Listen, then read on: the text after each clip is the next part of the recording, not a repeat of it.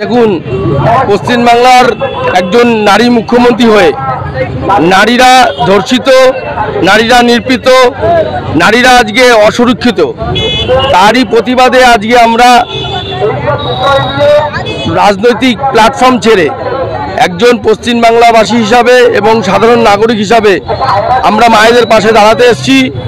এবং আমরা বলতে চাই যে পশ্চিমবাংলায় এই শাসক থাকলে পশ্চিমবাংলার নারীরা সুরক্ষিত নয়। এই দিনের পর দিন আপনারা দেখেছেন আরজি কলের মতন এত বড় ঘটনার পরেও যদি আসামিরা সাজা না পায়, আসামিরা যদি ধরা না পড়ে, পুলিশ প্রশাসন যদি মেরুদণ্ড ভেঙে যায়, গিয়ে ল অ্যান্ড অর্ডারকে যদি সাধারণ মানুষ ভয় না পায়, তাহলে শাসক দলের আপনারা যদি মদত থাকে তাহলে এই ধরনের ঘটনা ঘটতেই থাকবে, আর এটা থামবে না।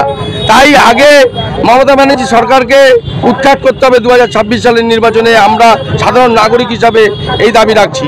সরকার তো বলছে যে এরপরে যে ধর্ষিত হবে তাদেরকে অর্থ দেওয়া হবে পরিবারে। তা পশ্চিমবাংলায় আর কি বাকি রইল? সব কিছুতে তো ভাতার ওপর দিয়ে চলছে। উনি তো এর আগেই মায়েদের রেট বেঁধে দিয়েছিল, যার জন্যই তো এই ঘটনা। তার জন্য তো আজকে মায়েরা জেগে উঠেছে। আপনি 26 সালের নির্বাচনে আসতে দিন, দেখতে পারবেন যে পশ্চিমবাংলার মায়েরা জবাবটা কি দেয়। তারপরে দেখা যাচ্ছে যে গতকাল মৌলবাদী যে মহরমের আগে তাকে ভোট দেওয়া হয়েছে, মহরমের আগে স্বাভাবিকভাবে এই ঘটনা তো ঘটতেই থাকবে, তাই না? পশ্চিমবাংলায় যেইভাবে নারীরা অসুরক্ষিত হয়ে পড়েছে এবং ভয়ের যে বাতাবরণ রয়েছে, যেইভাবে এই ধরনের কেসগুলোকে ধামাচাপা দেওয়ার চেষ্টা চলছে, তাতে তো পরিষ্কার আছে যে পশ্চিমবাংলার পরিস্থিতি কি আছে।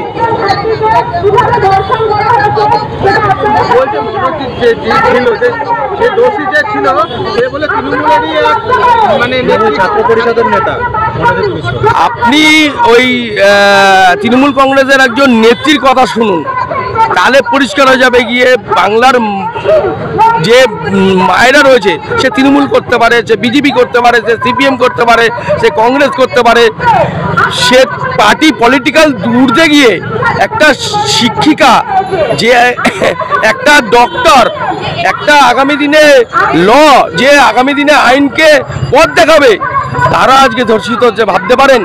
আর এই কাজগুলো করছে কারা? তৃণমূল কংগ্রেসের যারা নেতৃত্ব দিচ্ছে, তৃণমূল কংগ্রেসের হয়ে যারা কথা বলে, আর তৃণমূল কংগ্রেসের সমর্থনে এই ধরনের ঘটনাগুলো ঘটছে।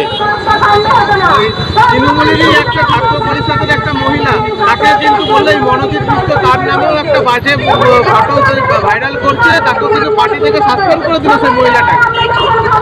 তৃণমূল কংগ্রেসে এই শোকস জিনিসটা যতক্ষণ পর্যন্ত না যাবে, আমি আপনাকে বলছি, কালকে পরশু যে দিনের পর দিন মায়েরা ধর্ষিত হবে, মায়েরা অসম্মানিত হবে, মায়েরা নির্যাতিত হবে।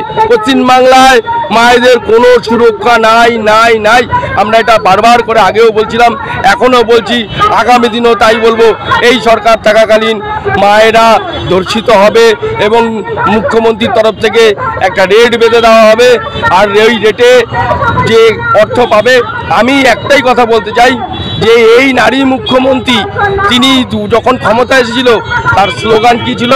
আগে তার এবার বিবেককে প্রশ্ন করা উচিত।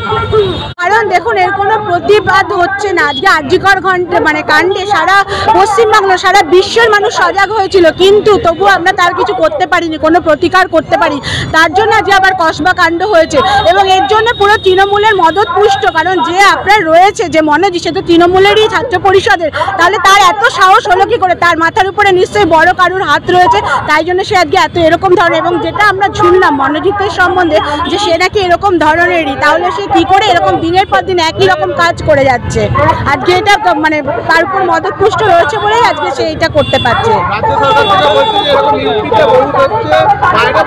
এইটা বলছে বলেই তো আজকে, যদি মমতা ব্যানার্জির, আজকে অভিষেক ব্যানার্জির বউয়ের সাথে যদি হতো, মেয়ের সাথে হতো, তাহলে উনি চুপ করে থাকতে পারতেন না? যে সাধারণ মানুষরা মানুষ না, আজকে তাদের ইজ্জতের কোনো মূল্য নেই।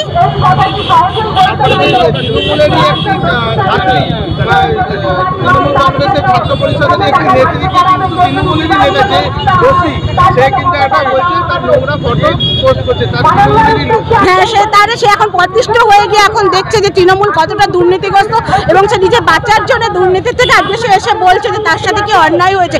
আজকে যারা সচেতন সজাগ নাগরিক তাদের মনে একদিন জাগবেই, তারা একদিন প্রতিবাদ করবেই, তাই জন্য যে সেই মহিলাটি হচ্ছে প্রতিবাদ করতে এসছে। মমতা বন্দ্যোপাধ্যায় বলছে এদিকে লক্ষ্মীর ভান্ডার বাড়িয়ে দিচ্ছে 2000। ওই তো নারীদের ইজ্জতের, উনি লক্ষ্মীর ভান্ডার, যে চাকরি নেই শিক্ষা নেই, যে দেখছে শিক্ষকরা দিনের পর দিন রাস্তায়, আর এই লক্ষ্মীর ভান্ডার না যে তাদের চাকরি দাও, মানুষকে শিক্ষকদের চাকরি দাও, সেটা উনি দিচ্ছেন না। লক্ষ্মীর ভান্ডার ঘুষ দিয়ে মানুষকে ভিক্ষা দিয়ে উনি মুখ বন্ধ করে রাখছেন। এরপরে একটি কথা বলেছে রাজ্য সরকার, যে এরপরে যে পরে যে ধর্ষিতা যে থাকতে হবে তাকে কিন্তু বাড়িতে টাকা দেওয়া হবে। এটা এখন বলছে না, রাজ্য সরকার আগেও ধর্ষিতাদের রেট বেঁধে দিয়েছিল, যে আগে হলে 10,000 টাকা, 5,000 টাকা, অল্প হলে, এটা তো অনেকদিন আগে থেকে এই নোংরামিটা তিনি করছেন। তিনি ভাবছেন যে টাকা দিয়ে সব করে কিনে নেওয়া যায়, কিন্তু সেটা হবে না। আমরা এবার ছাড়বো না, যতক্ষণে মনোজিতের ফাঁসি হবে আমরা এরকম ভাবেই রাস্তায় থাকবো, যাতে আগামী দিন কোনো মা বোন আর ধর্ষিত হতে না পারে।